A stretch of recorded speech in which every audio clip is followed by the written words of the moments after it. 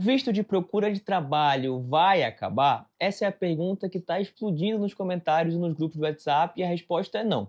Ele não vai acabar, mas ele vai mudar e vai mudar bastante. E se você não entender essas mudanças com base na lei, no que está sendo realmente votado, você pode acabar tomando uma decisão errada. Então já deixa o teu like, se inscreve aqui no canal e ativa o sininho, porque hoje eu vou explicar tudo o que está por trás dessa proposta. O que muda no visto de procura de trabalho? A proposta de lei que será votada amanhã, dia 4 de julho, não extingue o visto de procura de trabalho. O que ela faz é restringir esse visto a perfis com competências técnicas especializadas. Segundo o artigo 57A da proposta, o visto será concedido a titular de competências técnicas especializadas, habilitando este a procurar trabalho em Portugal. Além disso, ele autoriza o exercício de atividade profissional altamente qualificada, é o que está na linha B do mesmo artigo. Mas o que isso significa? O que são essas competências técnicas? Bom, a própria proposta responde no número 5 do artigo 57A, que as competências técnicas especializadas serão definidas em portaria dos membros do governo, ou seja, de acordo com o interesse de Portugal para atender a determinadas áreas específicas. E assim, gente, Portugal e a União Europeia tem alguns critérios que costumam adotar para atender essa questão de altamente qualificado. A tendência é que essa definição se baseie em instrumentos objetivos. Por exemplo, a gente tem o ISCO, que é o International Standard Classification of Occupations, ou seja, uma classificação internacional de ocupações. Então, ela é muito usada por Portugal e pela União Europeia. E as ocupações de nível 3 e 4 do ISO incluem técnicos da indústria, soldadores com certificados, eletricistas, torneiros mecânicos, pessoas que trabalham na área fabril, pintores, outras funções que não são, que têm um diploma específico, mas que são funções qualificadas. Então, operadores de máquina com curso técnico.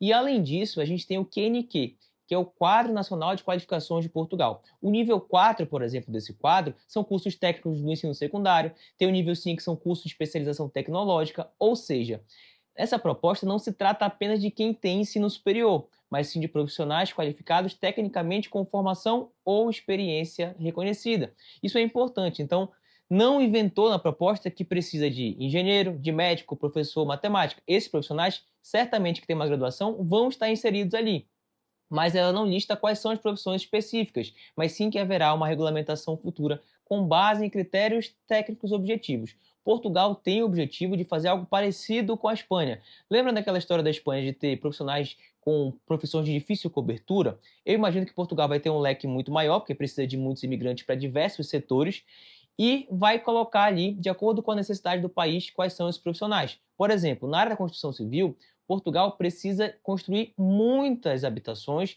então vai precisar de muita mão de obra. Isso eu estou falando só do governo de Portugal, fora o setor privado.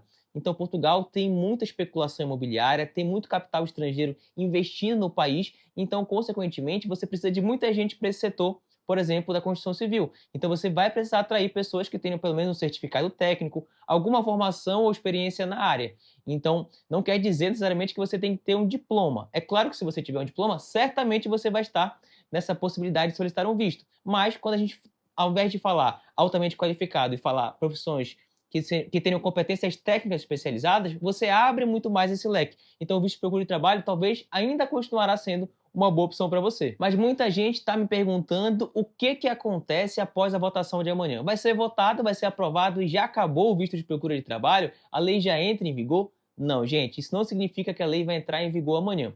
Após a votação de amanhã, que é na generalidade, o processo segue da seguinte forma. A proposta vai para uma comissão parlamentar, que é a Comissão de Constitucionalidade, onde cada artigo vai ser debatido e alterado ou aprovado individualmente. Então faz parte dessa comissão pessoas integrantes do Chega, do PS, do PSD, dos demais partidos, para que seja discutido, para que depois você volte ali ao plenário do parlamento para fazer uma votação final, global. E em seguida, depois de aprovada nessa votação global, a proposta é enviada para o presidente da República, que pode promulgar, vetar ou enviar ao Tribunal Constitucional para entender se aquela proposta, aquela mudança atende à Constituição. E esse prazo do presidente, gente, é de 8 dias úteis. E eu não estou falando que amanhã já vai acontecer todos esses passos, tá? Então vai ser votado na generalidade, depois que vai ser aprovado, vai ser encaminhado para a comissão, e marca-se uma data para que seja discutido na comissão, isso pode levar semanas, ou digamos que eles acelerem bastante e demore só uma semana, pronto. Depois você volta para o plenário, coloca em pauta para ser votado na generalidade. Ou seja, gente, isso pode ser mais rápido com a intenção do governo, mas também pode levar semanas ou meses, a depender do andamento no parlamento e também da promulgação do presidente. E diante desse cenário, eu recebo muita gente me perguntando o que acontece com quem já aplicou ou vai aplicar agora o visto de procura de trabalho. E esse é um ponto central aqui, gente. A proposta de lei trata no artigo 6º o seguinte, o artigo 6º da proposta do governo, que o disposto no artigo 2º da presente lei aplica-se aos procedimentos iniciados após a sua entrada em vigor. Ou seja, as mudanças na lei de estrangeiros somente vão se aplicar aos procedimentos que foram iniciados depois que a lei entrou em vigor, depois que passou todo esse processo burocrático que eu falei para vocês e já foi publicado no diário no dia seguinte entrou em vigor. Mas surge uma dúvida muito importante. Quando exatamente se considera que o procedimento foi iniciado? Bom, vamos lá. Para isso, a gente vai recorrer não ao que eu acho, mas sim ao que está disponível no Código de Procedimento Administrativo CPA de Portugal, no artigo 53º, o famoso 53. Vamos lá. O procedimento administrativo se inicia com a apresentação do pedido pelo interessado.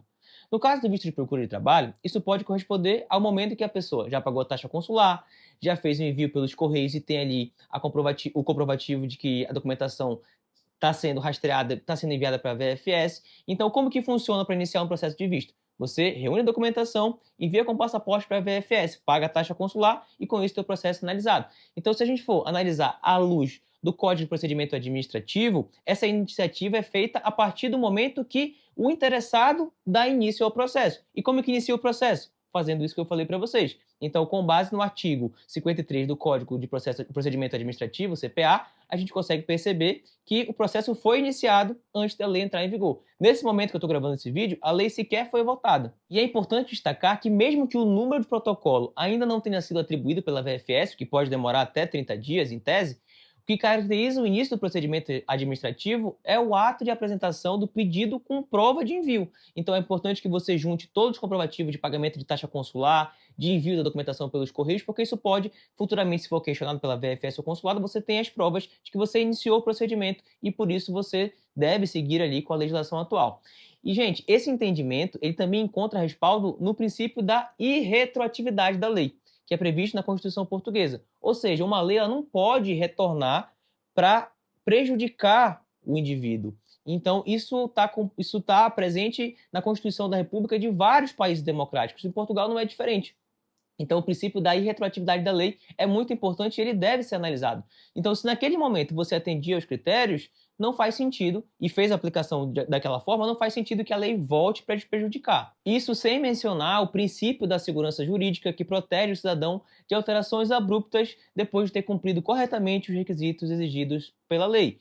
Então, isso é muito importante para que você consiga entender que existe um regramento, um ordenamento jurídico que deve ser seguido. Então, não faz sentido que você que iniciou o seu processo antes seja prejudicado com uma alteração posterior da lei de estrangeiros. Mas, gente, eu estou falando isso aqui para vocês, não é uma recomendação para você sair correndo para aplicar. Se você não iniciou o seu processo, se você está em fase de planejamento, não tem uma formação técnica especializada ou não atua em uma profissão com qualificação reconhecida, não tem por que você correr, não é isso que eu te recomendo. Pelo contrário, o mais prudente é você aguardar quais serão as profissões e as competências que vão ser definidas nas portarias para ver se você se adequa ainda ao visto de procura de trabalho, acompanhar a tramitação dessa nova lei e, com base nisso, avaliar quais são as outras alternativas mais compatíveis com o teu perfil. Pode ser um visto de trabalho com contrato, pode ser um visto para prestação de serviço, um visto de estudos, um visto de acompanhamento familiar, D7, enfim, existem muitos outros caminhos possíveis e cada um deve ser analisado com calma, com estratégia e com segurança jurídica, gente. Então, meus amigos, para resumir, o visto de procura de trabalho não vai acabar, ele será reformulado para perfis com competências técnicas especializadas e os processos iniciados antes da nova lei continuam protegidos pela legislação que a gente tem hoje, isso com base no ordenamento jurídico de Portugal. Então, se você tem perfil técnico ou quer saber qual é o melhor caminho para a tua realidade, me chama pelo link na descrição, é o primeiro link aqui na descrição, para que eu e minha equipe possamos te ajudar e te orientar sobre como funciona tudo com base na lei. E, claro, dessa forma você fazer a tua imigração com previsibilidade e com segurança. Então, se esse vídeo te ajudou, deixa o teu like, se inscreve aqui no canal, ativa o sininho e comenta aqui qual é a tua profissão. Será que ela vai ser enquadrada ou não como competência técnica especializada? Você já pediu o teu visto e está na insegurança se a VFS ou o consulado vão aceitar, mesmo com a mudança da lei? Eu quero saber a tua opinião, eu quero que vocês contem tudo aqui para mim nos comentários. E claro, eu já estou esperando vocês para o próximo conteúdo. Até mais!